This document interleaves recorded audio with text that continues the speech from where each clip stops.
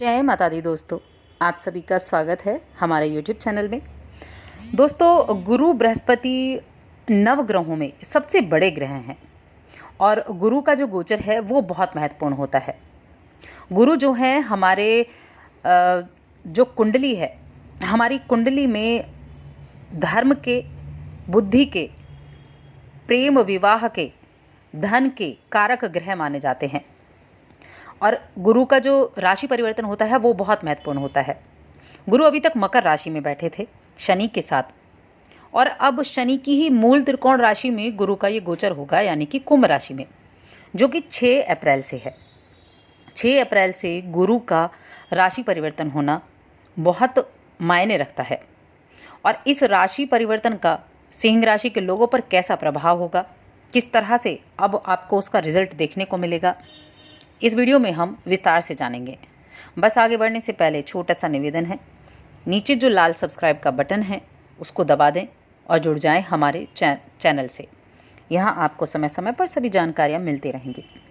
दोस्तों, 6 अप्रैल को गुरु बृहस्पति शनि की ही राशि कुंभ राशि में प्रवेश कर जाएंगे और ये इस वर्ष का पहला राशि परिवर्तन होगा गुरु बृहस्पति का। अभी तक ये अपनी नीच राशि में बैठे थे, मकर राशि में, और अब तो मूल त्रिकोण राशि में आ चुके हैं। और देखिए, राशि चक्र की 11वीं राशि है जो कि धैर्य को दिखाती है, तो यहाँ ये परिवर्तन काफ़ी अच्छा है।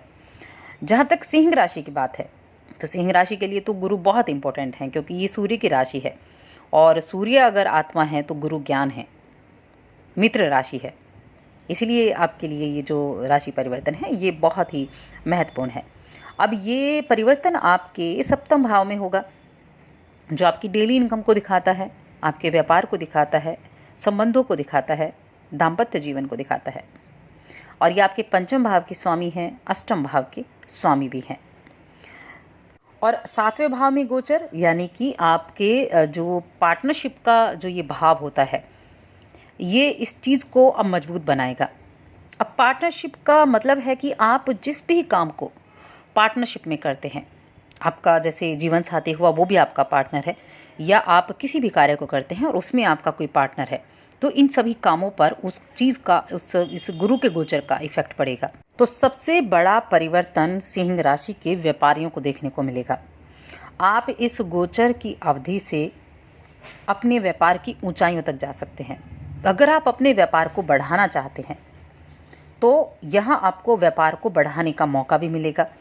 इन्वेस्टमेंट करना चाहते हैं तो इन्वेस्टमेंट करने का मौका मिलेगा, या आप अपने ही बिजनेस को दूसरे शहरों में स्थापित करना चाहते हैं, उनकी फ्रेंचाइजी या उनके अलग अलग जगह, अलग अलग शहरों में जाकर आप शुरुआत करना चाहते हैं, तो ये सब कुछ मुमकिन हो सकता है इस गोचर से। अब जो नया शुरुआत करना चाहते हैं, नया बिजनेस आप स्टार्ट करना है आपको, तो उनके लिए भी अब समय काफ़ी अनुकूल होगा। तो जो समय है उसका बस आपको लाभ उठाना आना चाहिए। गुरु 7वें भाव में बैठकर 7वीं दृष्टि से आपको देख रहे हैं, तो ये आपके व्यवसाय में ज़बरदस्त तरक्की करने वाला होगा। दाम्पत्य जीवन पर भी इसका प्रभाव है, तो दाम्पत्य जीवन भी आपका बड़ा सुखमय रहने वाला है। प्रेम जीवन के लिए भी ये जो गुरु का गोचर है बेहद उत्तम रहेगा। ये गोचर 15 सितंबर तक है सप्तम भाव में। अब अविवाहित लोग, क्योंकि विवाह के कारक ग्रह भी ये गुरु बृहस्पति ही हैं, तो अविवाहित लोगों के लिए भी यहाँ स्थितियाँ बेहद अनुकूल होंगी। विवाह होने की संभावनाएं ज़्यादा बनती हुई दिखाई दे रही हैं। जो वैवाहिक लोग हैं उनके जीवन में सुख का आगमन होगा। जीवन साथी आपका अगर बिजनेस करता है, नौकरी करता है, अपने कार्यक्षेत्र से जुड़ा है, तो उनको कोई बड़ा लाभ मिल सकता है या मान सम्मान मिलता है। देखिए, सप्तम भाव जो है आपके एक सोशल स्टेटस को दिखाता है कि समाज में आपका किस तरह का स्टेटस है, तो यहाँ आपका स्टेटस भी बढ़ेगा, आपको मान सम्मान की प्राप्ति होगी, आपका नाम भी फैलेगा। आमदनी तो होगी ही होगी, आमदनी के साथ स्टेटस मार्क जब लग जाता है, जब स्टेटस बढ़ता है, तो आमदनी का जो मज़ा है वो अलग होता है। तो गुरु का गोचर आपके लिए हर तरह से बहुत सी चीज़ों के लिए बड़ा अच्छा रिजल्ट देने वाला है। अब जैसे कि गुरु आपको देख रहे हैं, यानी आपकी लगन को देख रहे हैं सप्तम भाव में बैठकर, तो इसका मतलब होता है कि वो आपके अंदर एक मैच्योरिटी लेकर आए हैं।